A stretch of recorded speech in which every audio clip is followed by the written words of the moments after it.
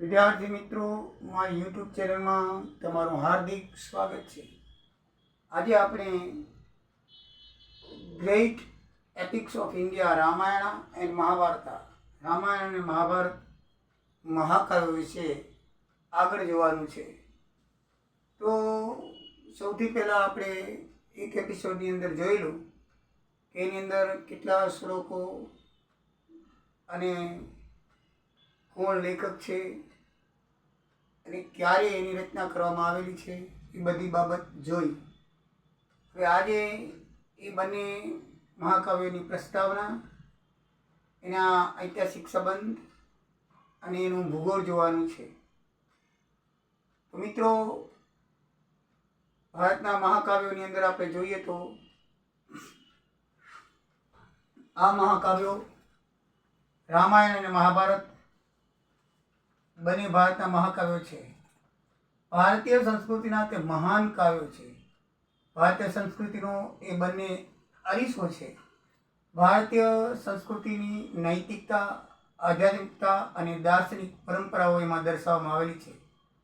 તે હિન્દુ ધર્મ માટે પાયાના ગ્રંથો છે, પણ દરેક માનવજાત માટે નૈતિકતા, ફરજ, ન્યાય શું છે તે દર્શાવે છે. હાલના સમયમાં સમાજ, રાજકારણ,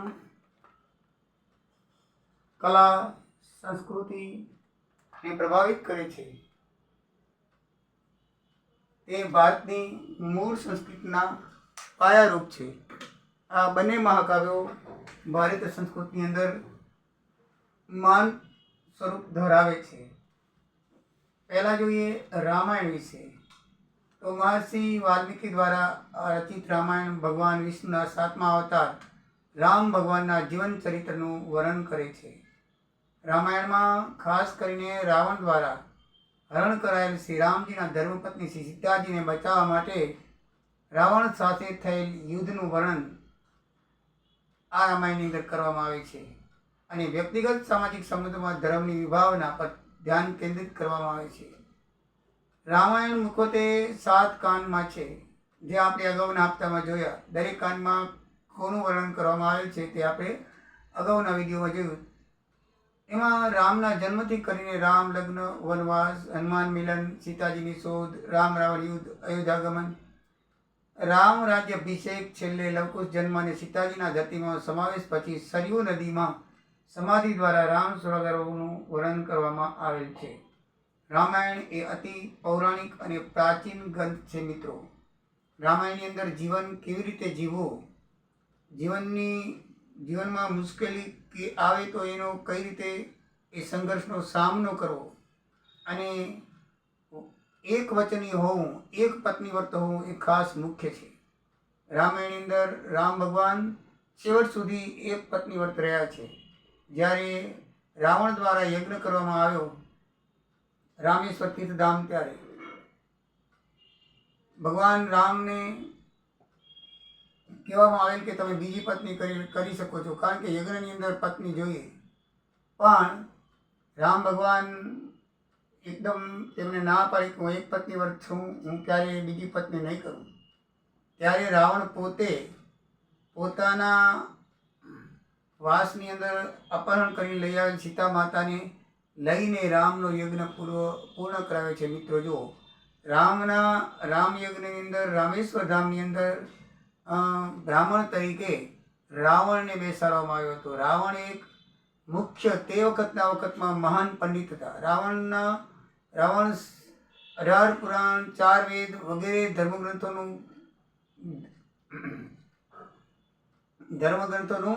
પોતે જ્ઞાન ધરાવતા હતા. રાવણ બ્રાહ્મણ કુળ, પુલત્સ્ય કુળના હતા. એનો રાક્ષસ કુળમાં જન્મ થયો નથી. એની વૃત્તિઓ રાક્ષસ વૃત્તિ હતી, જેથી તેને રાક્ષસ કહેવામાં આવે છે. બાકી એનું પુલત્સ્ય કુળ છે. અને રામના જે રામેશ્વર મહાદેવની અત્યારે જે સ્થાપના કરી છે, ત્યાં એમણે જ્યારે યજ્ઞ કરાવ્યો ત્યારે તેના એ પુરોહિત તરીકે કામ કરેલું છે. અને મિત્રો, રામાયણની અંદર તમારે ભાઈનો પ્રેમ કેવો હોવો જોઈએ, મિત્ર તરફ વફાદારી કેવી રીતે હોવી જોઈએ, મિત્ર તરફ પ્રેમ કેવી રીતે હોવો જોઈએ, પત્ની તરફ પ્રેમ કેવો હોવો જોઈએ, આજના જમાનાની અંદર એક પત્ની વ્રત પાળવું ઘણા માણસોને માટે મુશ્કેલ છે, પણ તે વખતની અંદર પણ એક પત્ની વ્રત પાળીને રામ ભગવાને બતાવી આપ્યું કે જીવનની અંદર તમારે એક પત્ની વ્રત ધારણ કરવું હોય તો કોઈ જાતની પણ મુશ્કેલી નડતી નથી. તેમાં નૈતિકતા અને આધ્યાત્મિકમાંથી આપણું જીવન સુંદર બને છે.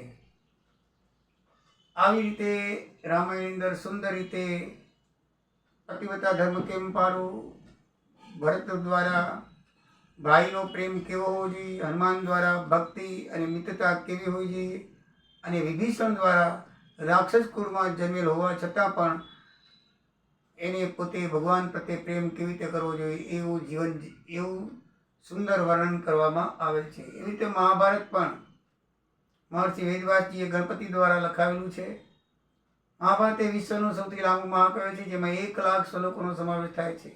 2 રાજવી પરિવાર કૌરવો અને પાંડવોના જીવનની અને તેમના વચ્ચે થયેલ કુરુક્ષેત્રના યુદ્ધની કથા કહેવામાં આવેલ છે, જેમાં ખાસ કરીને શ્રી કૃષ્ણ ભગવાન દ્વારા યુદ્ધના મેદાનમાં અર્જુનને યુદ્ધ કરવા માટે જે ઉપદેશ આપવામાં આવેલ છે, જેથી અર્જુન અંતે યુદ્ધ માટે તૈયાર થાય છે, જે એને વિષાદ થાય છે, અંતે તેનું સમાધાન થાય છે, અને એ અનુવાદ ભગવદ્ ગીતાના નામે ઓળખાય છે. હિન્દુ ધર્મનું ધર્મ પુસ્તક આ મહાભારત છે, અને જીવનના કોઈ પણ મૂંઝવણનો ઉકેલ તેમાં મળી શકે છે એમ માનવામાં આવેલ છે. જેમાં આ મહાભારતની અંદર જ્યારે પણ કૃષ્ણ ભગવાન અર્જુનનો રથ કુરુક્ષેત્ર મેદાનમાં લેવામાં આવે છે, ત્યારે અર્જુને યુદ્ધ કરવાની ના પાડે છે, અને એને સમજાવવા માટે જે ઉપદેશ આપે છે તે ઉપદેશને અત્યારે આપણે ભગવદ્ ગીતા કહીએ છીએ. અને ભગવદ્ ગીતામાં કુલ 18 અધ્યાય છે, એના 700 શ્લોકો છે, જે મહાભારતનો મુખ્ય ભાગ છે, જેમાં શ્રી કૃષ્ણને માનવીને 7 બાબતોનો ખાસ ઉપદેશ આપેલ છે. પહેલો ઉપદેશ છે કે માનવ શરીર નાશવંત છે, જેમ માનવ કપડાં બદલે તેમ આત્મા શરીર બદલે છે, માટે શરીરનો ક્યારે પણ શરીર સાથે ક્યારે પણ પ્રેમવશ ન રહેવું. શરીરનો હંમેશા ત્યાગની ભાવનાથી જ એક દિવસ જવાનું છે તેવી ભાવનાથી, મૃત્યુના ડર વિના ભાવનાથી જ આપણે તેનું લાલન પાલન કરવું જોઈએ. બીજું છે ક્યારેય ક્રોધ ન કરવો. ક્રોધથી બુદ્ધિનો નાશ થાય છે, એમ કૃષ્ણ ભગવાને કહ્યું છે. બુદ્ધિથી આપણે જે નિર્ણય લેવાના હોય છે તે ખોટા નિર્ણયો લઈએ છીએ, અને એ નિર્ણયોથી આપણા જીવનની અંદર દુઃખ ઉત્પન્ન થાય છે. ત્રીજું, દરેક વ્યક્તિએ પોતાનું કર્મ કરવાનું છે. કર્મથી જ માનવ ઉદ્ધાર થાય છે. કોઈ માનવી કર્મ ન કરે તો તેને ભાગવદ્ ગીતાની અંદર નિષેધ માનવામાં આવે છે. કર્મથી જ માનવીનું જીવન સાર્થકતા જાળવી શકે છે. ચોથું છે મનને કાબૂમાં રાખો. મનથી જ માનવીના વિચારો મલિન બને છે, અને મલિન વિચારો બુદ્ધિને મલિન બનાવે છે, અને બુદ્ધિ મલિન થાય તો માનવનું જીવન ભ્રષ્ટ બની જાય છે. પાંચમું છે કર્મ કરવો પણ તેના ફળની આશા ન રાખવો. કર્મ કરવું એ માનવીના હાથમાં છે, પણ ફળ આપવું પરમાત્માના હાથમાં છે. એટલે ભગવાન શ્રી કૃષ્ણે ગીતાજીમાં કહ્યું છે કે તું કર્મ કર, ફળની આશા ન રાખ. કર્મ કર, તું ફળની આશા ન રાખ, એવું ભગવાને એમાં જણાવેલું છે કે ફળની આશા એ તને ફળ મળશે. જેવું કર્મ કરીશ એવું તને ફળ મળશે, જેવું વાવીશ તેવું તું લણીશ. એટલા માટે ફળની આશા રાખ્યા વગર જે કર્મ કરવામાં આવે છે તે સકામ કર્મ કહેવામાં આવે છે. છઠ્ઠું, પોતાનું ધ્યેય પ્રાપ્ત કરવા માટે પ્રયત્નો કરતા રહો. જરૂરથી અંતે સફળતા મળશે. કરોળીઓ વારંવાર ચડીને પડી જાય છે, સતત ઝાડમાં ચડીને પડી જાય છે, છતાં પણ એ છેવટે પ્રયત્ન એનો સફળ થાય છે, અને તેના માળા સુધી તે પહોંચી જાય છે. એનું ઝાડું બનાવેલું હોય છે, તે ઝાડા સુધી એ પહોંચી જાય છે. કરતા ઝાડ કરોળીઓ ભોંય પડી પછતાય. એ રીતે ભોંય પડી ઘડી પછતાય છે, છતાં પણ એ પોતાનું ધ્યેય અંતે હાંસલ કરી રહે છે. એવી રીતે આપણા જીવનની અંદર ક્યારે પણ તમે કોઈ નિશ્ચય કરો કે મારે આ કામ કરવું જ છે, તો એના માટે તમે જરૂરથી પ્રયત્ન કરતા રહો. વચ્ચે મુશ્કેલી આવે તો પણ તમે એને એક કામમાં મંડ્યા જ રહો, તેના મુશ્કેલીથી પાછળ નહીં પડો. એટલે ક્યારે પણ તમે પ્રયત્ન કરવા માંડો તે એ કામના અંત સુધી તમે પ્રયત્ન કરતા રહો, અંતે સફળતા મળવાની જ છે, એમ ભગવાન કૃષ્ણ કહે છે. વાત વાતમાં શંકા ન કરો. સાતમો ઉપદેશ એ છે કે શંકા કરવાથી જીવનમાં દુઃખ ઉત્પન્ન થાય છે અને માનવ જીવન મુશ્કેલ બને છે. આ 7 ઉપદેશ જીવનની અંદર ઉતારવાથી જીવન ધન્ય બને છે અને પ્રભુ સમીપ જવાનો માર્ગ મિત્રો મોકળો બને છે. આવું મહાભારત અને રામાયણની અંદર ચરિત્ર વર્ણન કરવામાં આવ્યું છે. એનો ઐતિહાસિક સંદર્ભ અને બને કાવ્યનું ભૂસ્તર એટલે કયા બનાવ બનેલા, આ બંને મહાકાવ્યની ભૂસ્તર સ્થિતિ શું છે અને એનો ઐતિહાસિક સંબંધ શું છે, ક્યારે રચના કરવામાં આવી, એ હવે આપણે જોઈએ. મિત્રો, તમને પરીક્ષાની અંદર આવી રીતે ટૂંકા પ્રશ્ન પૂછાશે. નહીંતર 40 વિકલ્પોનું એક પેપર હશે. એ વિકલ્પોની અંદર આ થિયરિકલ તમને કામ આવશે. પછી છેલ્લે આપણે વિકલ્પ જોઈશું. અત્યારે થિયરિકલ વસ્તુની ચર્ચા કરી લઈએ તો તમને વિકલ્પની અંદર ઘણી બધી સમજણ પડી જશે. મિત્રો, આ બંને મહાકાવ્યોમાં ભારતનો ભૂપ્રદેશ, ભૌગોલિક વાતાવરણ વગેરે પ્રકૃતિજન્ય બાબતોનો સમાવેશ કરવામાં આવે છે. જેમ કે રામાયણમાં ભરતખંડ, અયોધ્યા, ચિત્રકૂટ, દંડકવન, કિષ્કિંધા નગરી, લંકા, આજનું જે શ્રીલંકા છે તે સુધીના પ્રદેશોનો સમાવેશ થાય છે. અયોધ્યાથી શ્રીલંકા સુધીનો ઉત્તરથી દક્ષિણ તરફ શ્રીલંકા દક્ષિણમાં આવેલું, ઉત્તરથી અયોધ્યા ઉત્તરમાં આવેલું, તો ઉત્તરથી દક્ષિણ તરફથી એનું વર્ણન કરવામાં આવેલ છે. આ ઉપરાંત મહાભારતમાં દિલ્હી એટલે કે કુરુક્ષેત્ર, હસ્તિનાપુર, ગાંધાર જે આજનું અફઘાનિસ્તાન કહેવાય છે, ગાંધારી, કૌરવોની માતા ગાંધારી એ અફઘાનિસ્તાનના હતા, ત્યાં ગાંધાર પ્રદેશ તે વખતે ગણવામાં આવતો, એનું નામ હતું, વગેરે પ્રદેશનો સમાવેશ કરવામાં આવે છે. બંને મહાકાવ્યોનો ચોક્કસ સમયનો ઉલ્લેખ ક્યાંય મળતો નથી, પણ રામાયણ જે છે ઈસવીસન પૂર્વે 500 થી 100 ની વચ્ચે, મહાભારત ઈસવીસન પૂર્વે 400 થી ઈસવીસન 400 વચ્ચે થયેલી માનવામાં આવે છે. આ મહાકાવ્યોની તારીખોમાં વિષમતા આવે છે. આ મહાકાવ્યોમાં આવેલી ઐતિહાસિક ઘટના એ પ્રાચીન અર્ધપૌરાણિક સમયમાં રજૂ કરવામાં આવી છે. ઘણીવાર ઐતિહાસિક વાસ્તવિકતા અને પૌરાણિક કથાઓ આ બંનેના પ્રતિબિંબ તરીકે જોવામાં આવે છે, જેમાં ભૂતકાળ અને દૈવી તત્વનું મિશ્રણ કરવામાં આવે છે. આ રામાયણના કેટલાક સંદર્ભો મહાભારતમાં પણ જોવા મળે છે. મિત્રો, જે અમુક પાત્રો એવા છે કે રામાયણમાં હતા અને મહાભારતમાં પણ હતા. દાખલા તરીકે હનુમાનજી, એ તો રામાયણમાં હતા જ રામની સાથે, જ્યારે મહાભારતની અંદર જ્યારે યુદ્ધ વખતે રથની અંદર ધ્વજા ઉપર બેસીને રથનું હનુમાનજી રક્ષણ કરતા હતા. એવી રીતે જાંબુવન જે વાનરોના મહારાજા કહેવાતા, જે જાંબુવન રામ જે વાનરોના મુખ્ય સેનાપતિ તમે ગણો તો સેનાપતિ હતા, એ સેનાપતિ મહાભારત અને રામાયણ બંનેમાં જોવા મળે છે. તેઓ બહુ જ લાંબુ આયુષ્ય ભોગવે છે, જે સૂચવે છે કે મહાકાવ્યના મૂળ તેના અંતિમ સંકલન પહેલાં ઘણી સદીઓ પાછળ જાય છે.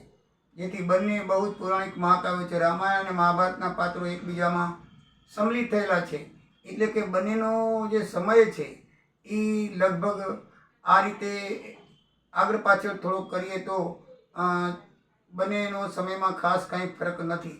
રામાયણ અને મહાભારત એ બંનેની અંદર રચનાની વાત કરીએ તો એ ઈસવીસન પૂર્વે 500 થી 100 રામાયણ અને 400 થી 400 વચ્ચે મહાભારત માનવામાં આવે છે. આમ તો રામાયણ રામ ભગવાન થઈ ગયા ત્રેતા યુગમાં અને શ્રી કૃષ્ણ ભગવાન થઈ ગયા દ્વાપર યુગમાં. બંને યુગનો તફાવત ઘણો બધો છે. 4,32,000નો એક યુગ હોય છે. અત્યારે કળિયુગ ચાલે છે તો 4,32,000નો એક યુગ કળિયુગ છે. એમાં 4,32,000 ઉમેરીએ તો 8,64,000નો જે છે એ ભગવાન શ્રી કૃષ્ણ યુગનો દ્વાપર યુગ થાય. દ્વાપર યુગને આજે પૂર્ણ થયાને 5300 વર્ષ થયા. 5300 વર્ષ પૂર્વે શ્રી કૃષ્ણ ભગવાન થઈ ગયેલા. એનાથી પહેલાં રામાયણ એટલે કે ત્રેતા યુગમાં 8,64,000ની અંદર 4,32,000 ઉમેરો એટલા વર્ષ એ ત્રેતા યુગના થાય, અને એમાં 4,32,000 ઉમેરો એટલે સતયુગના વર્ષ થાય. એટલે 4,32,00,000નો એક પર્વ બને છે, એક કાળ ચક્ર બને છે. આ કાળ ચક્ર વારંવાર આવ્યા કરે છે. અત્યારે કળિયુગ ચાલે છે તો કળિયુગની અંદર ભગવાન કલ્કી અવતાર લેશે એમ માનવામાં આવે છે, પણ એ આપણે અત્યારે આ વિષયમાં નથી. આપણે અત્યારે કૃષ્ણ ભગવાન અને રામ વિશે સમજવાનું છે. તો દ્વાપર યુગની અંદર મહાભારતની રચના થઈ અને રામાયણની ત્રેતા યુગમાં રચના થઈ હતી.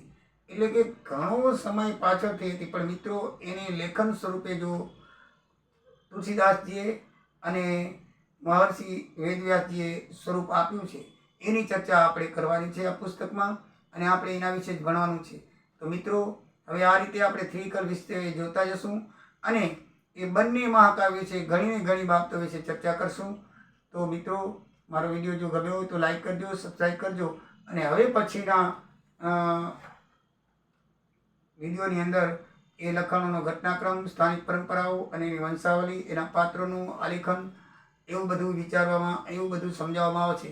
આમાં દરેક પાત્રો વિશે જો જોવા જઈએ તો એક નહીં પણ 5 એપિસોડ થાય એટલા બધા પાત્રોનું વર્ણન છે. પણ આપણે તો મિત્રો ટૂંકમાં જોવાનું છે. જે આપણા અભ્યાસક્રમની અંદર છે એ આપણે નેક્સ્ટ વિડીયોમાં જઈશું. તો આવજો મિત્રો, સબસ્ક્રાઈબ કરજો. જય સિયારામ, જય દ્વારકાધીશ.